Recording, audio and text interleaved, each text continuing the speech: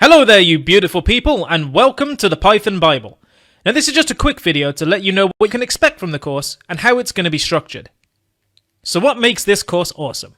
Well, one great benefit you get from this course is that it's project based.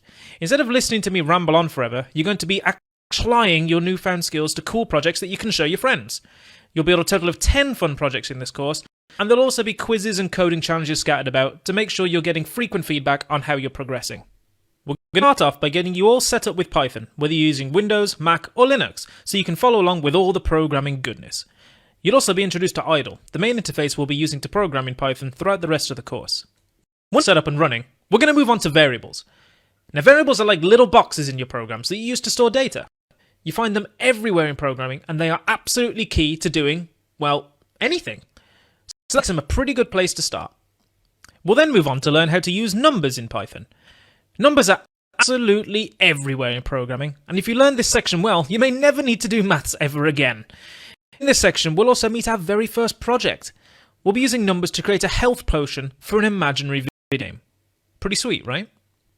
After that, we're going to move away from the world of ones and zeros and learn how to manage text in our Python programs in order to create customized and meaningful experiences for our users. We'll be using English to ask our users a bunch of questions and then write a piece of text all about them. We'll also learn about how to slice text and apply this to an email slicer project. By the way, no emails were harmed in the making of this course. By this point, we should have the basics of programming down, but if I know you, you're going to want to take your abilities to the next level. This is where logic comes in. Logic allows your programs to do multiple actions depending on the situation that they're facing. If anyone asks, just wink and tell them you're learning AI. Now after that, we will make our programs more sophisticated and learn about how to use Python's awesome data structures to help us deal with large amounts of data. We'll start off by making Travis, the ridiculous security system. Travis has a bunch of known users, and if he detects an intruder, he will tell them to stop, and then ask them if they'd like to come in. We'll also be making a cinema simulator that has a bunch of films with their age ratings and number of tickets still available. When someone comes to buy a ticket, the program will check that they're old enough and that there are enough tickets left. And if they are, they'll let them buy the film. Now we're talking, right? Then we're going to learn all about loops. Let's face it, some things are just repetitive, but that doesn't mean you have to do them. In this section, you'll learn how to use loops to make computers do stuff over and over and over again, but by only typing it once. For the projects in this section, we're going to use loops to simulate an annoying conversation with a 3-year-old child, and also to make a translator that will convert any sentence into Pig Latin, a funny language meant to confuse and amuse. After, we're going to learn about creating functions in Python. Functions are ridiculously useful, and we're going to create a game of Tic-tac-toe, or 3 in a row, or XO, or whatever you want to call it. You've definitely played it. Then finally, we're going to learn about object-oriented programming, or OOP, in Python. You'll learn about classes and objects, and use this information to create a set of coins, and even your own bank. Now if that all sounds like fun, then I won't keep you waiting any longer. Hello there, you beautiful people, and welcome to our very first project. I hope you're excited. In this project, we're going to be making a health potion for a video game. That's right, we're official game developers. High five. So the scenario is, we have a character, who I guess kind of looks like this, who has some health. Let's say he has 45 points. We imagine that this character has walked over a health potion, and the health potion magically increases their health by a random amount. I guess in this case, quite a lot. But the game also has 3 difficulty settings: E, medium, and hard. Now depending on what difficulty is selected, the amount of health that the person gets from the potion will change, and this will be less on higher difficulties. So in this lecture, we're going to be using variables and numbers to create the functionality required for this health potion to work, and we're also going to use Python's random module to help us build a random number generator. By the end of the lecture, you should have a rock-solid understanding of how numbers are used in computer programs to make things work behind the scenes, and you'll also know how to make a random number generator in Python. This lecture is going to tie together a lot of what we've covered so far, and should be a really valuable learning experience, so I hope you're excited. Oh, and make sure to follow along with me for maximum learning. We have a lot to do, so let's boot up idle and get into it. Alright, so the first thing we're going to need to do is create a new script to hold all our code. So I'm going to go up here to the File tab, press New File, and we're going to see this thing here. I'm going to save it on the desktop in my Python Bible folder, and I'm going to call it health.py. Now make sure you remember the .py file extension when you're following along. So let's maximize this, and we're good to go. Right, now that we've done that, the first thing we're going to want to do is give our character some health. Health is a rather complicated topic conceptually, as I'm sure doctors will tell you, so we need to think of a way that we can represent health in a simple enough way that a computer can understand it. I know, we can use a number. Health is going to be a whole number in this game, so we're going to want to use the integer data type, because that's what we use for numbers. We'll obviously want to store the player's health somewhere and refer to it and update it later. So for this, we're going to need to create a variable called health, and we'll need to give it a certain value. Let's say the player's health starts at 50. Here's a micro challenge for you to test what you really learned in the last section. I want you to pause this video and create a variable called health and give it the value of 50. Go ahead and pause this video now, create the variable called health, and then unpause the video to see if you did it the same way. So how'd you get on? Did you manage? The way that I do it is I type health equals 50.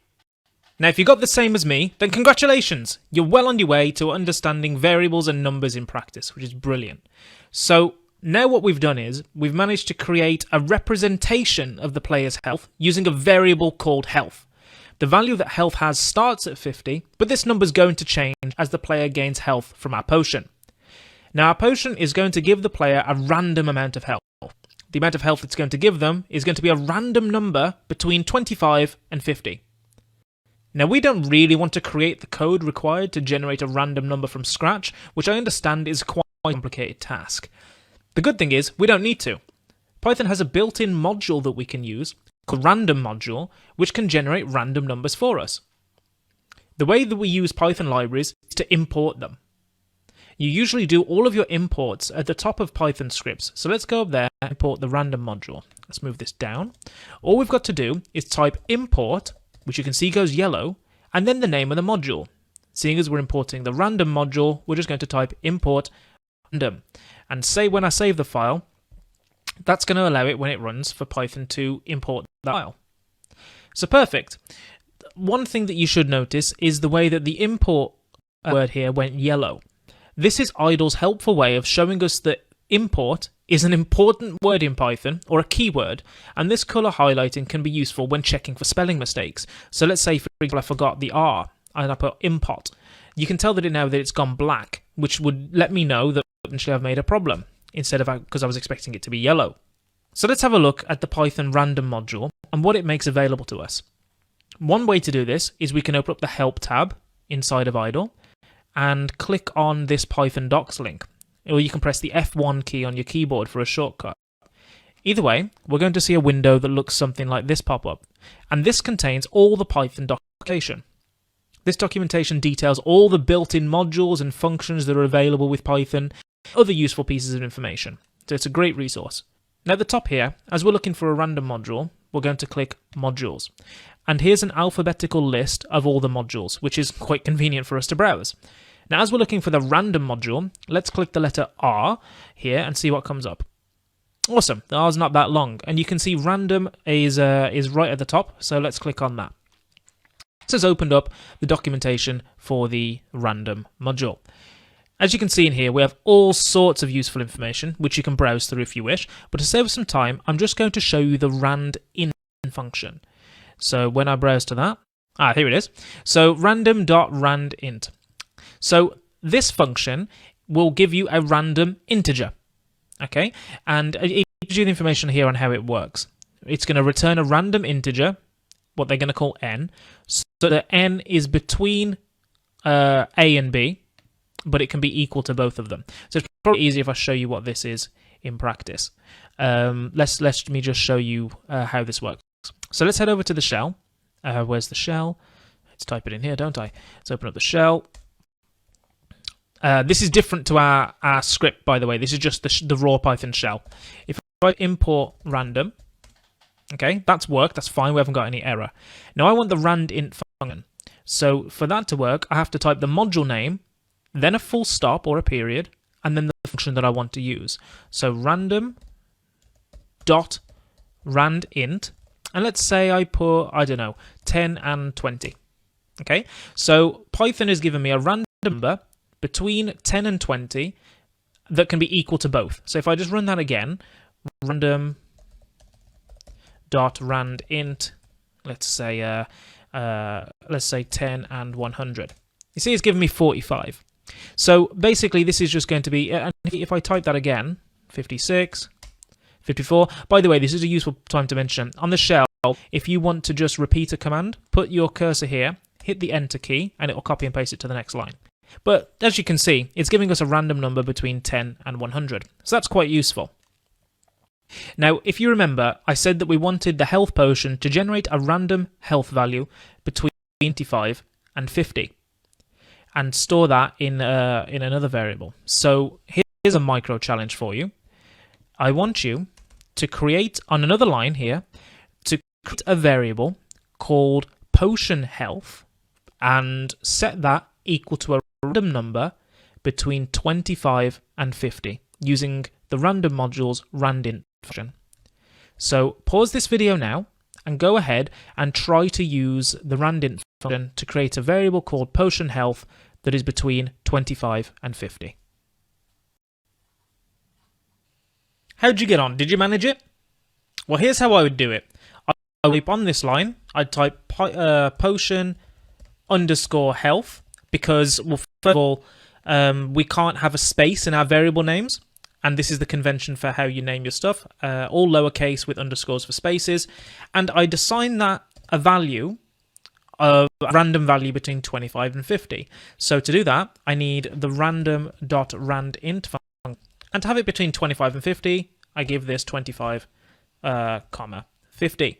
So if you got that, then perfect. But if it was a bit hazy and a bit difficult to understand what happened, just feel free to rewind the last few minutes to make sure that you have a decent understanding of how modules work in Python. Just as a quick overview of how it works, we've imported the random module, and which you can see is same here. And inside the random module, there are loads of functions, one of which is called randint. So, I mean, we're going to cover functions much later in the course, but I just want you to understand kind of what's going on. So what we're saying is, in the random function, put a period, this function name, randint, which we're going to give 25 and 50, Python's going to get a random number from this. It's going to get, I don't know, say 35. Once it's got 35, it's going to stick that value in the box that we've called potion health. So if you understand more or less what I'm talking about, then brilliant. I'm not expecting you to understand the ins and outs of this, but if that kind of makes conceptual sense, then that's brilliant. We've now got a certain amount of health that the potion is going to give our character that we can refer to later on. Phew, I think that's a good time for a break, don't you? So let's have a quick review of what we've done so far in the project. We started this lecture with a brief of this project and what we'll be making. We found out that we're making a health potion that can be used in a game to give a character a random amount of health, depending on the difficulty level. You then went ahead and applied what you've learned about variables so far to create a variable called health and give the player an initial health value of 50. After that, we decided that we wanted to use a random number generator to help us with making random numbers for our potion to save us coding it all from scratch. So we checked out Python's random module. We had a quick overview of how to look at a module's documentation and also how to import a module into our code using the import keyword. All we had to do was type import and then the module name, which in this case was random.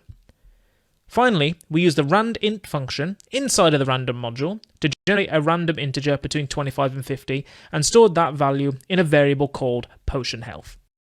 I mean, we covered quite a lot in this lecture, and I'm really proud of how far you've come in such a short space of time. We're really starting to touch on some advanced topics such as module importing and functions. So if all of this makes sense to you, then well done, genius. We aren't there yet, though. There's still some way to go to finish off our health potion project. In the next video, we're going to find a way of adding together our potion health to our player's overall health. I'm also going to find a way to implement a difficulty system so that a player will get less and less health from our potion when playing harder and harder difficulties. I'm really excited to finish off our project. Hello there, you beautiful people, and welcome to this lecture on the if statement. This lecture holds the magic key to supercharging your programming ability, so be sure to soak up every last drop of from this lecture that you can. It's going to be so worth it, I promise you. So in this lecture, we're going to go over the if statement. You're going to learn what an if statement is, how it works, and how to use one to control your code. You're also going to learn about the else and else if keyword that will basically make you a logic genius in no time. So by the end of this section, you're going to know how to create logic in Python, and you'll be well on your way to creating smarter and more intelligent programs. So let's get into it. Okay, so first of all, what the heck is an if statement? Well, an if statement allows us to execute a certain piece of code only if a condition is true. Now, this gives us fine-grained control over what pieces of our code are executed when, and allows our programs to be rather intelligent. Let's see what one looks like, right? So, first of all, we type the if keyword, which you can see is all lowercase and it's gone yellow. You then type some condition, like what I was showing you before with the comparison operators, and then a colon. And then everything inside of this if statement will only be executed if this condition is true. So let me show you what I mean by this. I'm going to go ahead and create another file called if.py. So let me save this, desktop, Python Bible, if.py. So let me maximize this and we're good. So what I'm going to do is on the very first line, I'm going to type the word if, then the boolean true, then my colon, and I'm going to press enter. Now you're going to see here that Python has immediately indented my cursor. And with all when we use logic and all this stuff where things go inside other things, called nesting, if you zoom out of the code, it makes the code look like it goes in and out and like moves around, and it looks like a snake. Okay, so that's my personal reason why I like to think Python was called Python, but I think it's named after Monty Python, the old British comedy show. So anyway, that's an aside. Inside here, I'm going to print it worked. Okay, now I'm going to save and run this, and we're going to see that it prints out it worked. So let's break it down, see what happened. Let me open back up that code. I said that the way you make your if statement, you have if, then a condition, then a colon, then something inside. Right? So let's just say the code inside. Well, the way that this worked is a condition.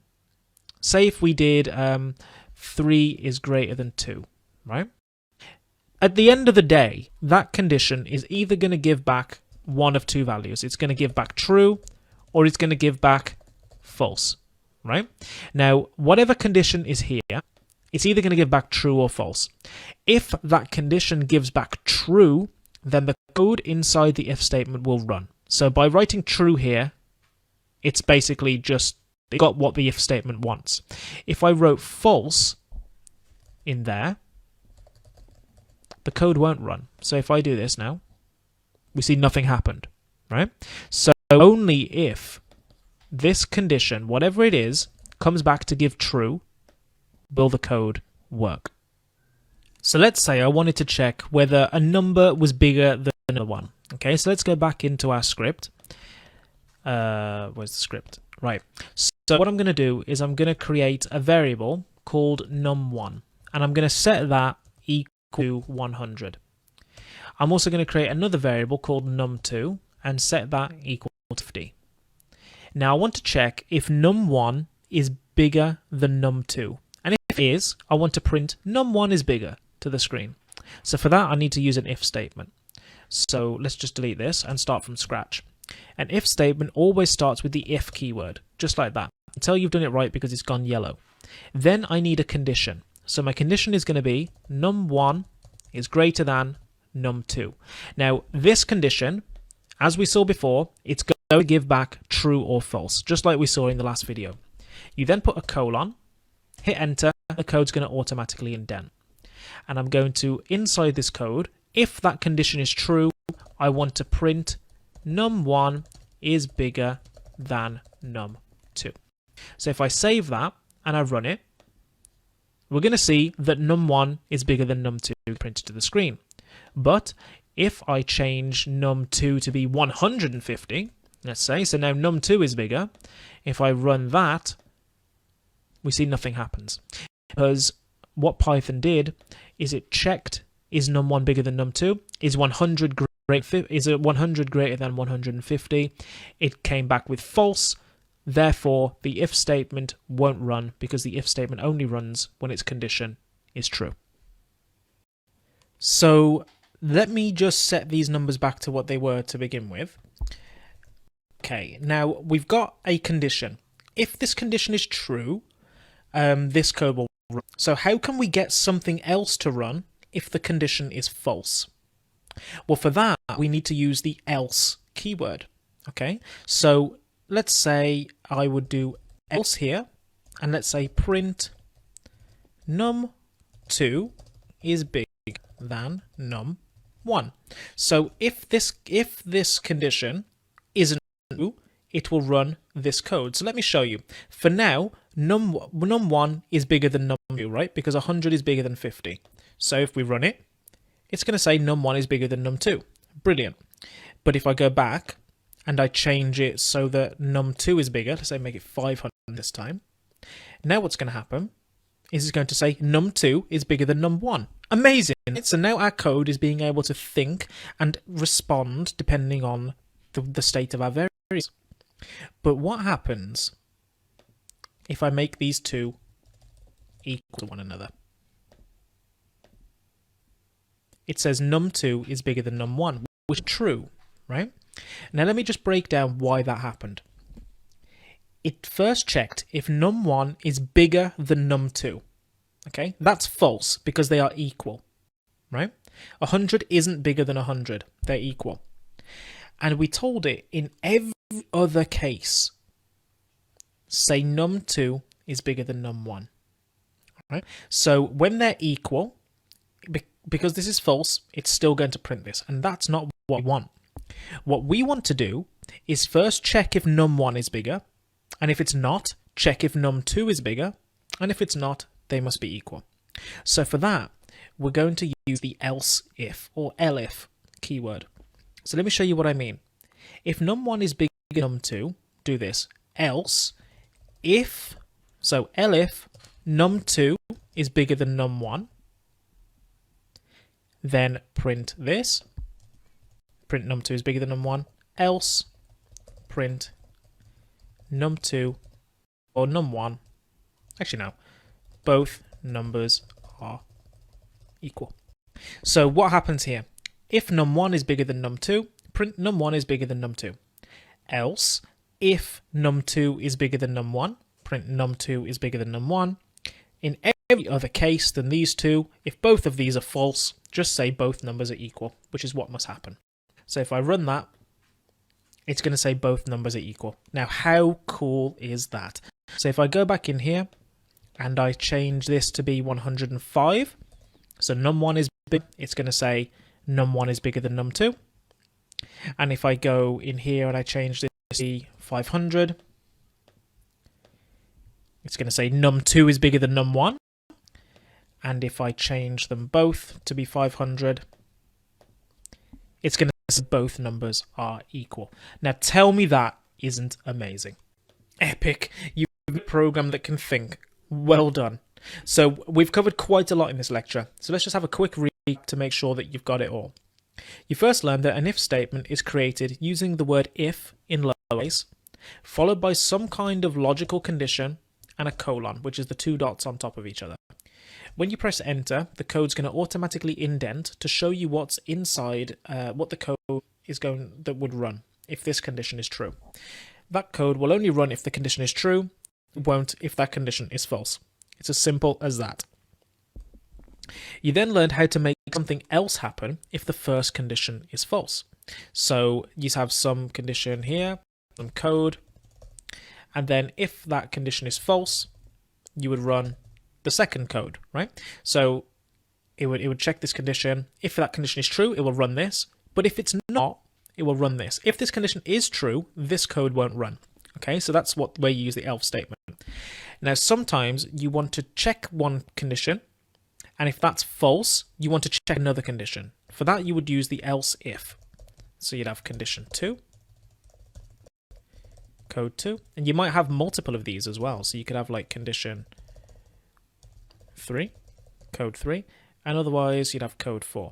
So if the first condition is true, this code will run. If that is false and this is true, this will run. If that is false and that is false and this is true, then this will work. And if all 3 of these are false, then this one will work.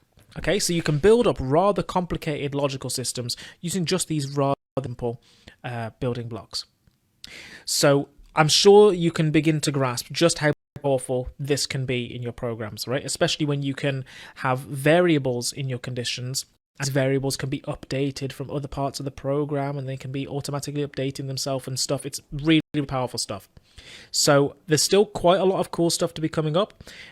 Sometimes we want to combine multiple conditions together. So maybe you want to check whether 2 things are true, or if one thing is true or another thing is true in one condition. And being able to combine conditions together to make one condition is where we need logical operators, which are what are up next. So up next, I do have a coding challenge for you to check that you've understood this lecture. And after that, I'll see you in the next video to learn about logical operators to make our conditions a lot more powerful. Hello there, you beautiful people. Now in this lecture, you're going to receive magical powers. For real. No joke. You're going to get magical powers and you're going to get them by learning how to use the while loop. Let's go. Okay, so what the heck is a while loop? While loop is a type of loop that will repeat some code over and over and over again while some condition is true. So let me show you. The way that a while loop is structured is you have the while in lowercase, you have some condition, a colon, and then inside there some code. Okay? Now while this condition is true, this code is going to run over and over and over and over and over again. Okay? So if I just type the word true in here, it's like when we use if statements, that's going to satisfy the condition. And let me just print hello. Okay? Now when I run this, whoa, right? I mean, the computer is just continually running hello, and it's going to run and run and run and run because the condition, if I can actually even get to the top, the condition at the top here is true. So as another example, if I write while 2 is greater than 1, print hello, we're going to see that that runs as well for over and over again. And why is that? Well, because if I can actually even get to the top, man, this is a hassle. Okay, so the reason is because we have a condition, and that condition is true because 2 is greater than 1. So that's going to give back true, and since the condition is true, the code inside will run over and over until this becomes false. And since that's never going to become false, it runs forever. Now, if I come down the bottom again and I type while false and I try and print oh, we're going to see that nothing happens because the condition is false. So a while will run over and over and over again while their condition is true. Okay, so now I'm going to go ahead and create a script to show you how we can use this in practice. So let's make a new file in here, and I'm just going to save this on the desktop, Python Bible, as while.py. Okay, now all that's well and good, but why are while loops useful? Well, let me show you. Let's say if I wanted to print out the numbers from 1 to 10. How can we do that knowing all that we know so far? Well, the way I could do it is I could just write 10 lines of code, right? I could just print 1, print 2, print 3, and I could maybe copy and paste this. If I'm particularly advanced, I could print 4, print 5, print 6, could keep going. Oops. Print 7, print 8, print 9, and print 10. Then when I save and run that, we're going to get 1, 2, 3, 4, 5, 6, 7, 8, 9, 10. Okay? And that worked absolutely fine. But, you know, just look at how repetitive that code is. Surely there must be a way that we can automate it. Can you see the way that pretty much most of it stays the same. There's just something that changes. One thing changes, and it changes in a very repeatable fashion.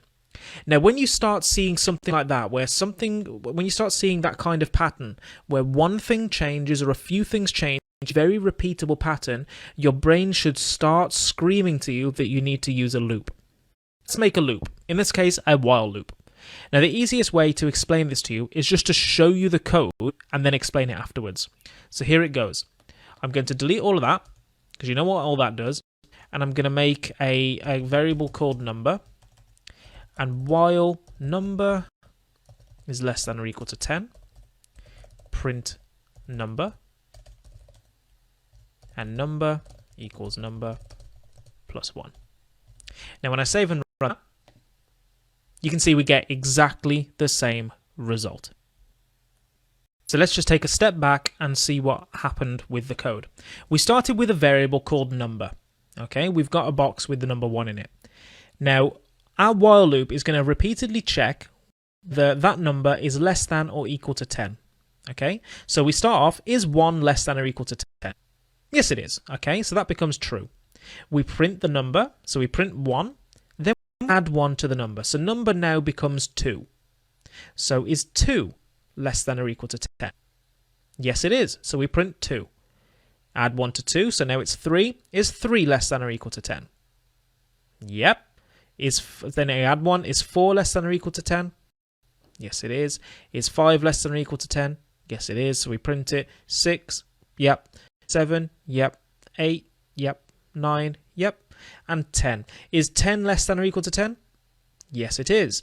So we print out 10, and then number becomes 10 plus 1, which is 11. Is 11 less than or equal to 10?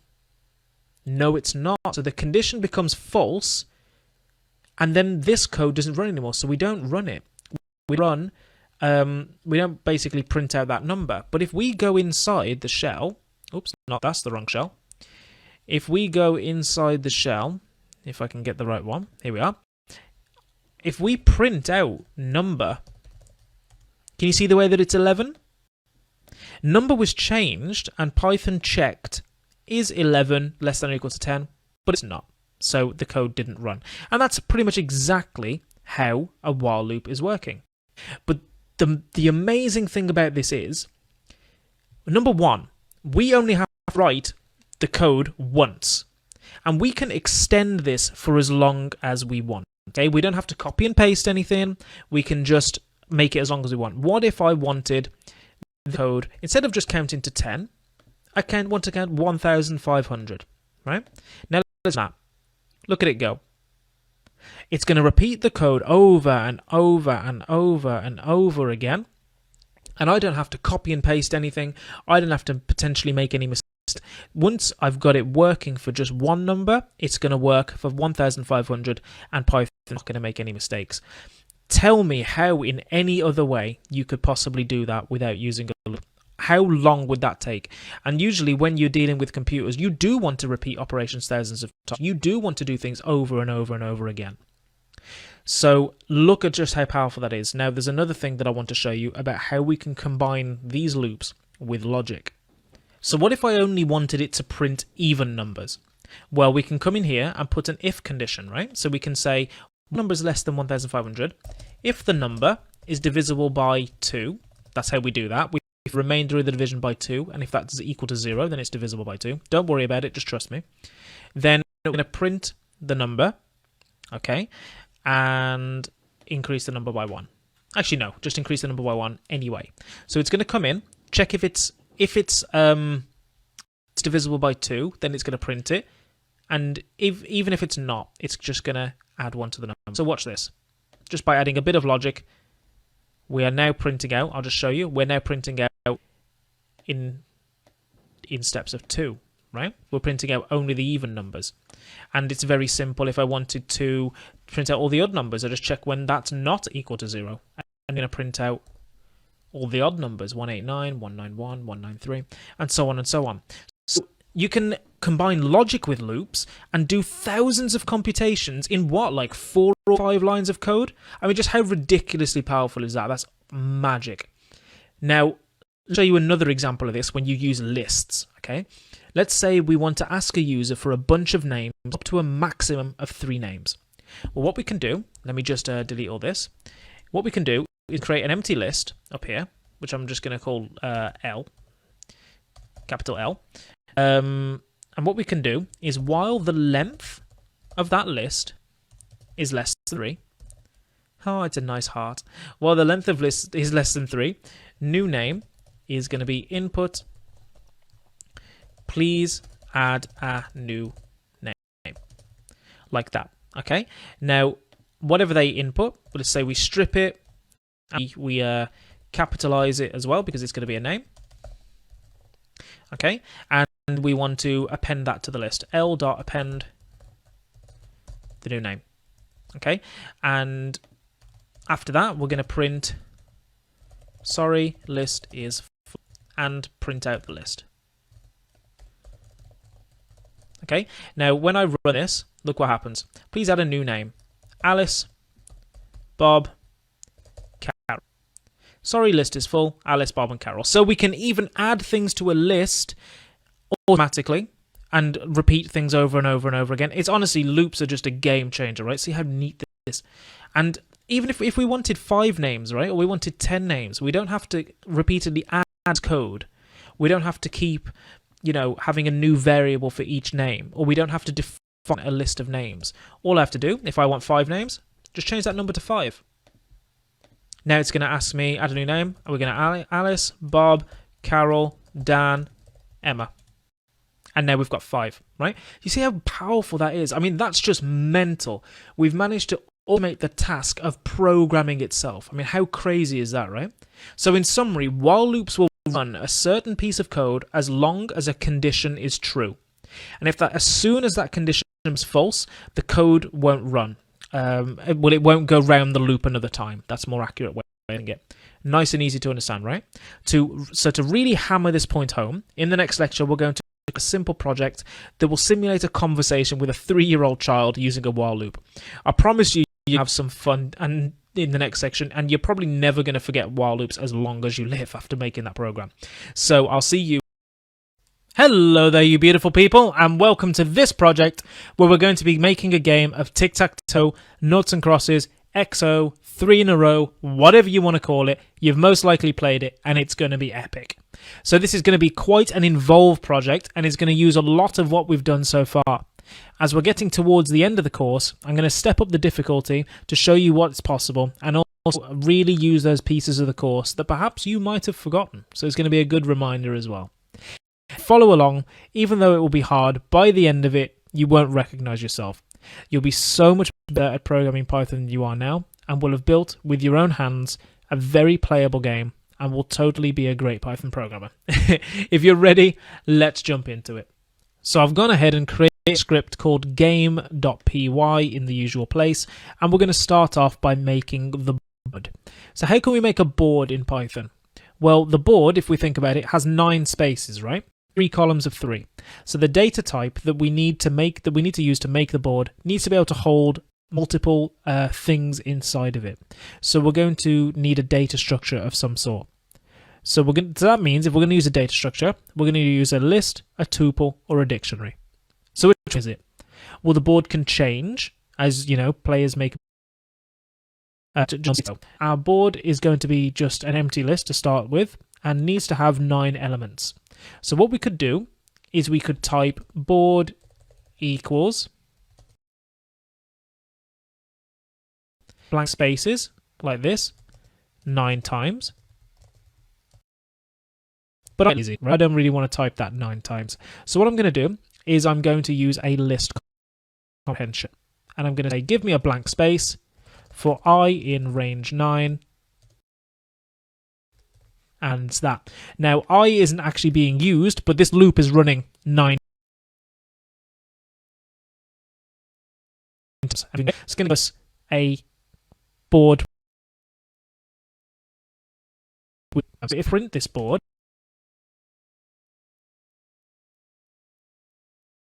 you should be able to see that.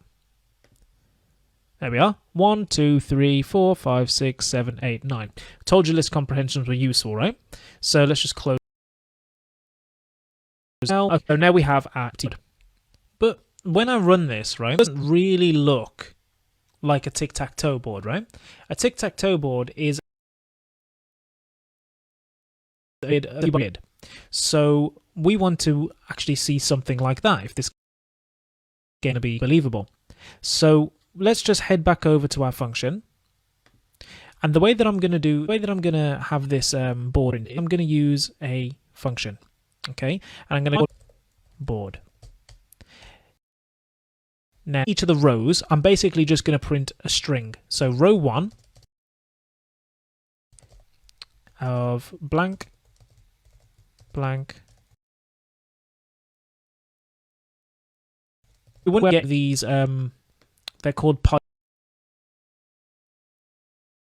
It is, I press shift and I press the key next to the letter. It's above the backslash on my keyboard. Yeah, I don't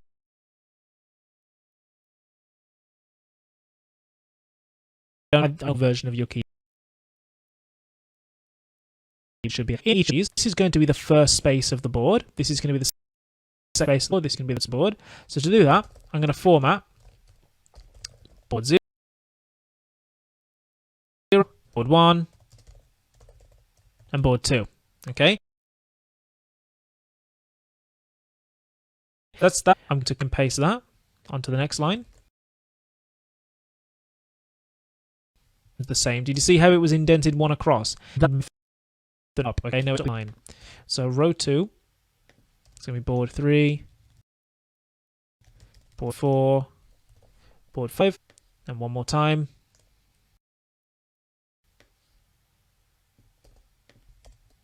Okay, so row 3, get board 6, board 7, and board 8. Okay, now to actually make it print out, we're going to print a blank, print row 1, print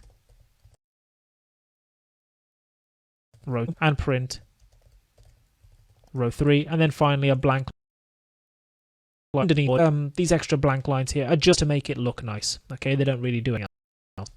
So that's our function. It's going to save. Now I print the board. When I run the print board function, all of this is going to run, and what we're going to see is we're going to get a beautiful code on the screen. How nice is that? Now this code is slightly repetitive, right? I could write a for loop to print this out, but because it looks so beautiful, I think we'll leave it just as it is, don't you? Now down here, instead of this print board, we're going to have a while loop that ever, so the game will continue to run. This is in programming, this is called the game loop. Okay, and basically the rest of our code is just going to go inside of this. So player 1 is going to play as X, where they would like to place their move. If the player enters 1, they're going to move to the top left. If the player enters, I don't know, if they enter 5, they go here. Okay? If they enter 8, they're going to go here. So just imagine these blank spaces on a telephone. 1, 2, 3, 4, 5, 6, 7, 8, 9. So to ask for this move, we're going to create a variable called choice, and I'm going to ask for the input, enter your move 1 to 9. Okay. Any white space, and because these are numbers, I'm also to convert to an integer. Okay, so now we're going to get a number in inside this variable here called choice. So we can now update board with that move. But there's something we need to bear in mind, however. Because of the fact, the way that the Python list, its indexes start from 0, if they enter 1 to move to the top, we actually need to say that that is board index 0. Okay, so we need to actually enter an X at the index below. Instead of writing board of choice X, we actually want to write board of choice minus 1 equals x. So when they enter 1, 1 would be choice. 1 minus 1 is 0. There. Now actually, before we run this, what I'm going to do is actually up here, I'm just going to change this into 2 spaces. And the reason I do that is just give a little bit more space inside of our board. So run it. Our board pops up, and enter your move. Let's say we want to go just raise it.